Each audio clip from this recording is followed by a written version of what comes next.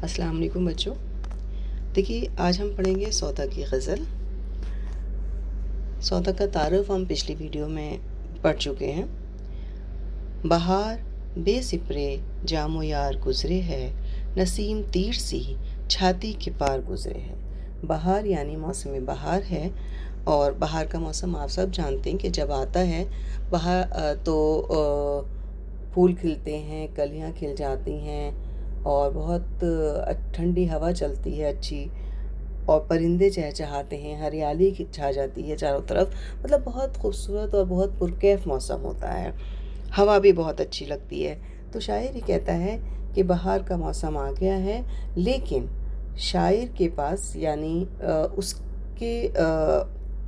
شاعر کے پاس یہاں نہ تو شراب کا جام ہے اور نہ اس کا محبوب ہے. بے سپر کو کہا ہے نا. سپر کا مطلب ہوتا ہے ڈھال. تو آپ نے دیکھا ہوگا میدان جنگ وغیرہ میں کہ میں کوئی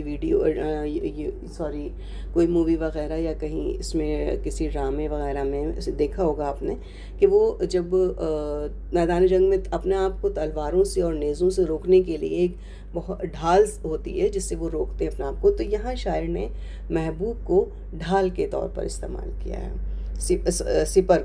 سپر محبوب کے لیے استعمال کیا ہے اور کہا ہے کہ نہ تو شاعر کے پاس یہاں اس وقت نہ جام ہے اور نہ اس کے پاس اس کا محبوب ہے، اور اسی وجہ سے اس کو یہ صبح کی جو ٹھنڈی ہوا ہے، نسیم صبح کی ٹھنڈی ہوا کو کہتے ہیں، یہ اپنے دل میں یا سینے میں چبھتی ہوئی محسوس ہو رہی ہے، یعنی بہت زیادہ تکلیف دے رہی ہے. نسیم تیر سی چھاتی کے پار گزرے، یعنی دل میں آر پار ہوتی ہوئی محسوس ہو رہی ہے، بہت تکلیف دے رہی ہے شاعر کو یہ ہوا. کیونکہ کیوں تکلیف دے رہی ہے؟ کیونکہ دیکھیے جب ہم ہمارے پاس جب آپ یہ سوچئے کہ آپ لوگ کبھی اسکول سے یا پکنک وغیرہ جاتے ہیں تو پکنک جانے کے لیے آپ اپنی کچھ سامان اکٹھا کرتے ہیں، مطلب اپنے کھیلنے کا، اپنے کھانے پینے کا، پھر آپ کے فرینڈس بھی ساتھ ہونے چاہیے. تو اگر یہ ساری چیزیں آپ کے پاس نہیں ہیں تو آپ وہ وہاں جا کے انجوائے نہیں کر پاتے، اور بہت سے بچے جاتے بھی نہیں ہیں اس وجہ سے کہ ان کے فرینڈس نہیں جا رہے ہیں. تو یہاں شاعر وہی بات کہتا ہے کہ کسی بھی چیز کا یا ماحول کا اثر بھی انسان کو تبھی اپنی لپیٹ میں لیتا ہے جب اس کے آس پاس اس کے ساتھی ہوں بہت، تبھی وہ خوش رہتا ہے، زیادہ تر کہیں جاتا ہے گھومنے پھرنے. تو یہی بات یہاں شاعر کہتا ہے کہ شاعر کے پاس اس وقت اتنا اچھا موسم ہے، لیکن اس کے باوجود بھی اس کو وہ نسیم جو ہے صبح کی ہوا چبھتی ہوئی محسوس ہو رہی ہے، اور وہ اس موسم کا لطف نہیں اٹھا پا رہا ہے. وہ بجائے فرحت اور تازگی دینے کے اسے تکلیف دے رہی ہے. گزر میرا تیرے کوچے میں گو نہیں نہ سہی، میرے خیال میں تو لاکھ بار گزرے ہے.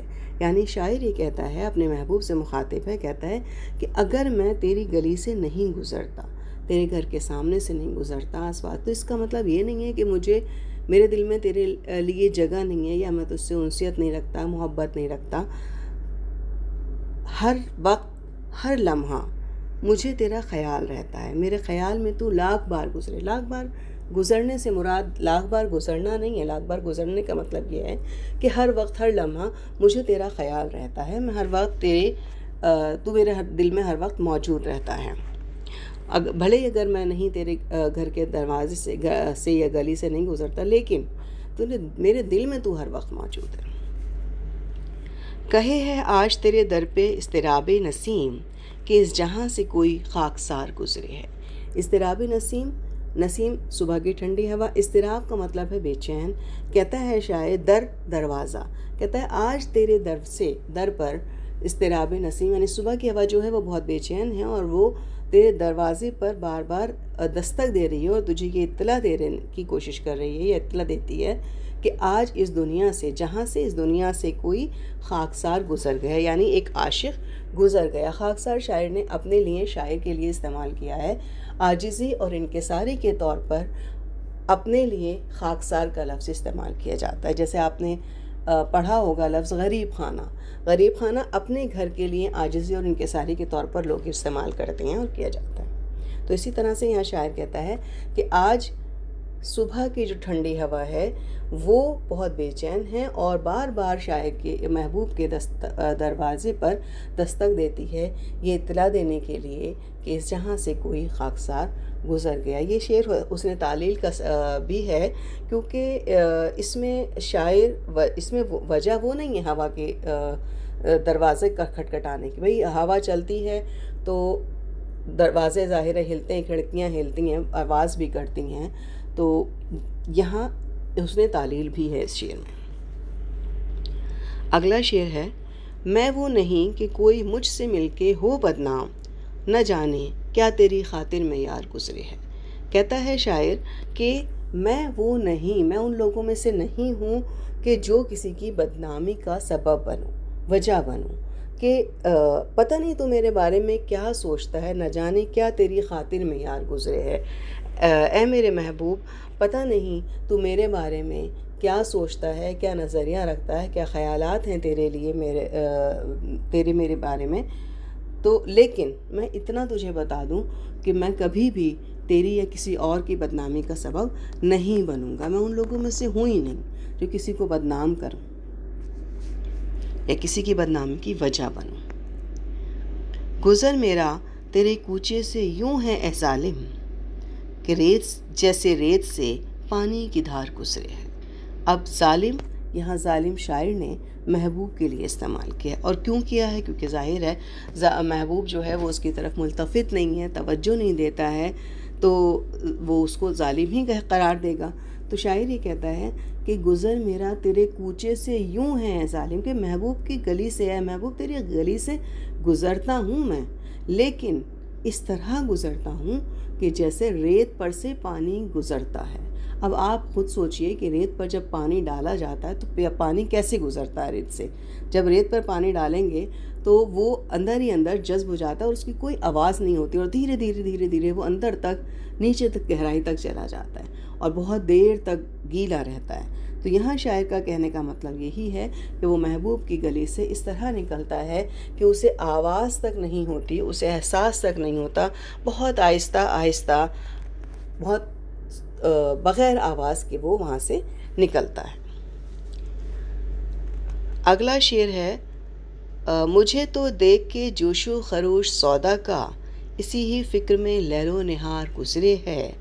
یہ آدمی ہے کہ سر مارتا پھرے ہے بسنگ، کہ موجے تند سرے کوہسار گزرے ہے۔ اب یہ دیکھیے آپ نے، یہ جو شعر ہے یہ میں نے چاروں مصرے ایک ساتھ پڑھے ہیں، جبکہ غزل کا ہر شعر اپنے معنی کے حساب سے مکمل ہوتا ہے، لیکن یہاں میں نے 2 کی جگہ یہ 4 مصرے ایک ساتھ پڑھے ہیں، یعنی 2 شعر ایک ساتھ پڑھے ہیں، تو اور یہ لکھا بھی ایک الگ انداز سے گیا ہے۔ تو ایسے شعر کو قطع بند شعر کہتے ہیں، اور قطع بند شعر وہ شعر ہوتا ہے کہ جب شاعر ایک شعر میں اپنی بات مکمل نہیں کر پاتا اور اسے اپنی بات کو مکمل کرنے کے لیے دوسرے شعر کی ضرورت پڑتی ہے، تو وہ دوسرا شعر اس طرح لکھا جاتا ہے تاکہ یہ معلوم ہو کہ اس شعر کا اس شعر سے تعلق ہے۔ تشریح ہماری جو پوری ہوگی وہ ان چاروں مصروں کو ملا کے پوری ہوگی، ٹھیک ہے؟ تو یہاں شاعر یہ کہتا ہے کہ مجھے تو دیکھ کے جوش و خروش سودا کا، اسی ہی فکر میں لیل و نہار گزرے ہے۔ لیل رات، نہار دن، کہتا ہے کہ میں اس کا جوش و خروش دیکھ کر، اس کا سودا کا جنون دیکھ کر عشق کے لیے، میرے دن اور رات اسی فکر میں گزرتے ہیں، میں اسی چیز کے لیے پریشان رہتا ہوں، یہ سوچتا رہتا ہوں کہ یہ آدمی جو ہے، عاشق جو ہے، یہ اپنا سر پتھروں سے ٹکراتا پھرتا ہے۔ اس کی کیفیت ایسی ہو گئی ہے، جنونی حالت میں پہنچ گیا ہے کہ اپنا سر پتھروں سے ٹکرا رہا ہے عشق کے جنون میں۔ بس سنگ مانے پتھر، اور اتنی زور سے ٹکراتا ہے کہ ایسا لگتا ہے جیسے پانی کی ایک تیز لہر پہاڑ پر سے گزرتی ہے، کہ موجے تند سرے کوہسار گزرے ہے، یعنی پہاڑ پر سے پانی کی بہت تیز لہر جو ہے بہت تیزی کے ساتھ جب گزرتی ہے، تو اسی طرح سے یہ اپنا سر جو ہے وہ پتھروں سے ٹکرا رہا ہے۔ یہ تھی سودا کی غزل، اور اب اس کے ذرا سوال جواب ہم دیکھ لیتے ہیں۔ یہ الفاظ معنی ہیں، آپ دیکھ لیجئے گا اس کے الفاظ معنی۔ یہاں غور کرنے کی بات دی گئی ہے۔ اس میں انہوں نے بتا دیا ہے جب شاعر غزل کے کسی شعر کے 2 مصروں میں اپنی بات مکمل کرنے سے قاصر رہتا ہے، یعنی نہیں پوری کر پاتا وہ بات، تو اسے 4 یا اس سے زیادہ مصروں میں پھیلا کر بات بیان کرتا ہے، اور ایسے اشعار کو قطع بند کہتے ہیں۔ ٹھیک ہے، اب اسی لیے اس کا سوال دیکھیے، نسیم تیر سی چھاتی کے پار گزرے ہے سے شاعر کی کیا مراد ہے؟ کہ صبح کی جو ٹھنڈی ہوا ہے وہ شاعر کو اپنے دل میں چبھتی ہوئی محسوس ہو رہی ہے، بہت تکلیف دے رہی ہے۔ دوسرا سوال، میں وہ نہیں کہ کوئی مجھ سے مل کے ہو بدنام، میں وہ نہیں کہ کوئی مجھ سے مل کے ہو بدنام سے شاعر کا کیا مطلب ہے؟ یعنی کہ ظاہر ہے، دیکھیے اس کا محبوب شاعر کا جو ہے وہ اس سے ملنا نہیں چاہتا، نہیں مل رہا ہے، تو اس وجہ سے شاعر کے دماغ میں یہ خیال آیا کہ پتہ نہیں یہ میرے بارے میں کیا سوچتا ہے، تو اس وجہ سے یہ مجھ سے نہیں ملنا چاہتا، اس کو ڈر ہوگا اپنی بدنامی کا۔ تو یہاں شاعر یہی بات کہتا ہے کہ میں ان لوگوں میں سے نہیں ہوں کہ تیری بدنامی کا سبب بنوں۔ مطلع کے قطع بند شعر میں شاعر نے اپنی کس کیفیت کا اظہار کیا؟ عشق کی کیفیت کا، جنونی کیفیت کا اظہار کیا ہے۔ ٹھیک ہے، تو یہ اس میں آ گیا یہاں اس کا سوال، اور اس آخری سوال کا جواب آپ کو مل گیا کہ یہاں شاعر نے اپنی جنونی کیفیت کا اظہار کیا ہے۔ چلیے، آج کی غزل یہیں تمام ہوتی ہے۔ اللہ حافظ۔